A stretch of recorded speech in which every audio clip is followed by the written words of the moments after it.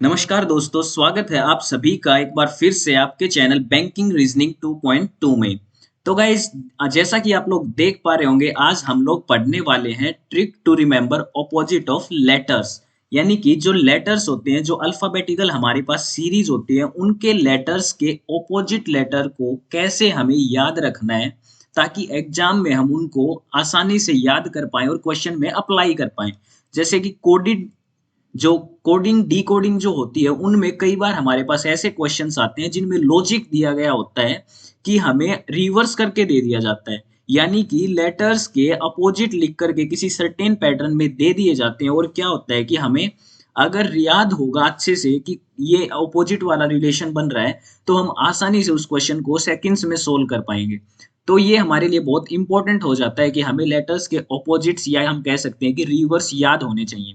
तो गाइस, जैसा कि आप लोग देख रहे हैं, हमारा आज का टॉपिक यही है, trick to remember opposite of letters. तो देखिए गाइस, शुरू करते हैं। आपको यहाँ स्क्रीन पर दिख रहा होगा कि हमने ए से जेड तक जो अल्फाबेट है वो लिख रखे हैं, और साथ ही में इनकी जो पोजीशंस हैं 1 2 3 4 ABCD, इनके साथ ही हमने जो है लिख रखी है।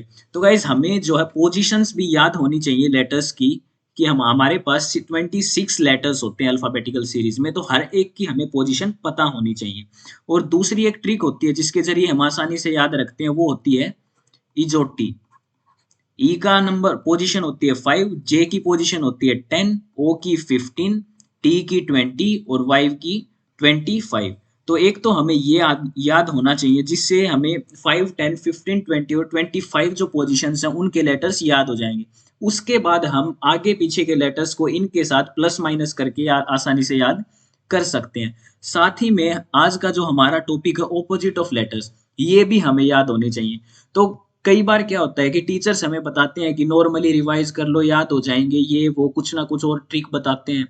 तो बहुत सारी ट्रिक होंगी ऐसी, लेकिन आज मैं जो आपको ट्रिक पढ़ाने जा रहा हूँ, उस ट्रिक से आप बिल्कुल आसानी से और चुटकियों में पता कर लेंगे कि हमारे पास इस लेटर का ऑपोजिट क्या होने वाला है।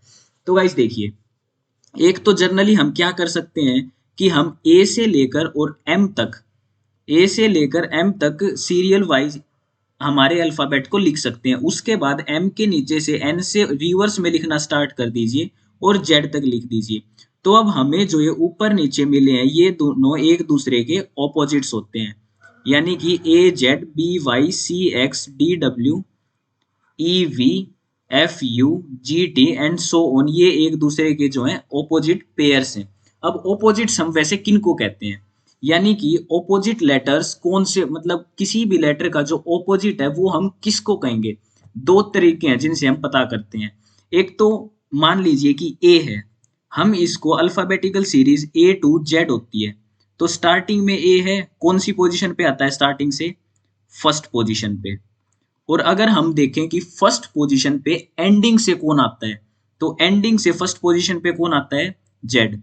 तो ए का ऑपोजिट क्या हो जाएगा, जेड। यानी कि ऐसे दो पेयर ऑफ लेटर्स जो आगे से और पीछे से सेम पोजीशन पे आते हैं। यानी कि सेकंड पोजीशन पे मान लीजिए स्टार्टिंग से बी आता है, और हम पीछे से देखें तो कौन आता है, जेड के बाद वाई। तो बी और वाई एक दूसरे के ऑपोजिट्स हैं। दूसरा हम कैसे याद करते हैं, जैसे ये पेयर उठाइए, पी और के की पोजीशन क्या है, 11, पी की पोजीशन क्या है, 16। अब इन दोनों का सम कीजिए, कितना आया, 27। यानी कि दो लेटर्स जब ऑपोजिट होते हैं तो उनकी पोजीशंस का सम होता है, जो स्टार्टिंग से अल्फाबेटिकल सीरीज में, वो क्या होता है, 27 होता है गाइस। ठीक है, तो आप लोगों को समझ आ गया होगा ऑपोजिट ऑफ लेटर्स का क्या मतलब होता है, और हमें कैसे ये चीज याद रखनी है वो हम सीखने वाले हैं अब हमारी ट्रिक से। तो गाइस ये देखिए, आप लोगों की स्क्रीन पर आपको कुछ पेयर ऑफ लेटर्स दिख रहे होंगे अलग अलग बॉक्स में। तो गाइस मैं आपको बता दूं कि ये जो पेयर ऑफ लेटर्स अलग अलग बॉक्स में लिखे हुए हैं, ये सभी एक दूसरे के ऑपोजिट्स हैं, रिवर्स हैं। जैसे कि बी वाई, बी का ऑपोजिट वाई है, बी की पोजीशन क्या होती है, 2, वाई की पोजीशन क्या होती है, 25। इनका सम कितना आ गया, 27। यानी कि बी का ऑपोजिट वाई है और वाई का ऑपोजिट बी है। उसी तरह इन सब में हम अगर देखेंगे तो सबकी पोजीशंस का सम जो है वो क्या आएगा, 27 आएगा हमारे पास। तो अब देखिए गाइस, हमें इस ट्रिक को याद कैसे रखना है। ये बॉक्सेस में जो भी पेयर्स लिखे हुए हैं इनको हम याद कैसे रखेंगे, वही होने वाली है आज की हमारी ट्रिक और वही है हमारा टॉपिक। तो गाइस यही हमें समझना है, तो अब ध्यान से देखिएगा और अपनी नोटबुक में नोट कर लीजिएगा, क्योंकि जब तक आप इसको बार बार रिवाइज नहीं करेंगे तो आपके दिमाग से स्किप हो जाएगी। ये सिर्फ एक सिंपल सी लाइन मैं आपको समझाने वाला हूँ और उस लाइन को आपको तब तक बोलते रहना है डेली रूटीन में, सुबह शाम उठते बैठते बार बार आप बोलते रहेंगे तो आपके मन में सेट हो जाएगी और उसके बाद आप कभी भी नहीं भूलेंगे। तो देखिएगा शुरू करते हैं। बाय, बी वाई पेयर को हम कहेंगे बाय। बाय यानी कि के द्वारा।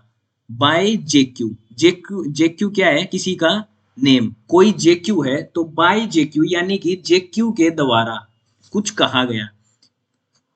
ये क्या है, डी डब्ल्यू यानी कि दिल्ली वाला, दिल्ली वाला।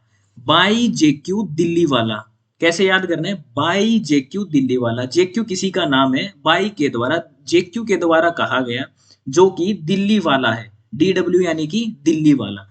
उसके बाद जिसका एड्रेस है, जिसका एड्रेस है, उसका एड्रेस क्या है, 6। इसको हम क्या कंसीडर करेंगे, 6, 6 means CX। GT road, GT road, जिसका एड्रेस क्या है, 6 जीटी रोड। जीटी रोड को हम वैसे कंसीडर करेंगे, जीटी है हमारा पेयर। उसके बाद उसको हो जाता है लव, उसको हो जाता है लव। अब एल ओ का पेयर एक अलग बना लेंगे और वीई का पेयर एक अलग, उसको क्या हो जाता है लव। शुरू से देखिए, बाई जे क्यू दिल्ली वाला, बी वाई जे क्यू डी डब्ल्यू, ये 3 पेयर्स हैं। बाई जे क्यू दिल्ली वाला, एड्रेस क्या था, 6CX जीटी रोड, जीटी, उसको क्या हो जाता है लव हो जाता है। तो एल ओ का पेयर अलग और वीई का पेयर अलग। उसके बाद क्या होता है, आप लोगों को पता है आजकल लव होने के बाद क्या होता है, लोग गाने गाते फिरते हैं। तो उसके बाद क्या होता है, वो झूमता फिरता है और क्या कहता है, उसके बाद वह कहता रहता है, क्या कहता रहता है गाइस, सुनिएगा ध्यान से, उफ, उफ यानी कि UF, री, री यानी कि RI, मन, मन यानी कि MN, आज, आज यानी कि AZ, पीके, पीके यानी कि P और K, हंस, उफ रीमन आज पी के हंस। तो गाइस इस तरह से हमारी जो है ये ट्रिक है, एक बार शुरू से देख लीजिए। By JQ, by JQ Delhi वाला, जिसका एड्रेस है 6 GT रोड, उसको हो जाता है लव और उसके बाद वह क्या गाता रहता है, उफ री मन आज पी के हंस। तो गाइस बिल्कुल सिंपल है ना। तो अब आप लोगों को क्या करना है कि ये पूरी लाइन स्टार्टिंग से और एंड तक बार बार रिपीट करते रहनी है, मन में बार बार गाते रहनी है। बाई जे क्यू दिल्ली वाला, जिसका एड्रेस था 6 GT रोड, उसको लव हो गया था, फिर वो गा रहा था उफ री मन आज पी के हंस। फॉर एग्जाम्पल अब हमारे पास क्या हुआ, हमें कैसे आइडेंटिफाई करना है ऑपोजिट। अब हमारे पास एग्जाम में मान लीजिए यू लिखा हुआ है और हमें पता करना है कि यू का ऑपोजिट क्या है। तो यू का ऑपोजिट, हमें ये लाइन याद आएगी कि उफरी मन, वो गाता रहता था उफरी मन, तो उफ यू था, यू एफ यानी कि यू का ऑपोजिट एफ और एफ का ऑपोजिट यू। तो इस तरह से हमें ये चीज ध्यान रखनी है। तो आई होप गाइज आप लोगों को अच्छे से समझ आ गई होगी ये ट्रिक।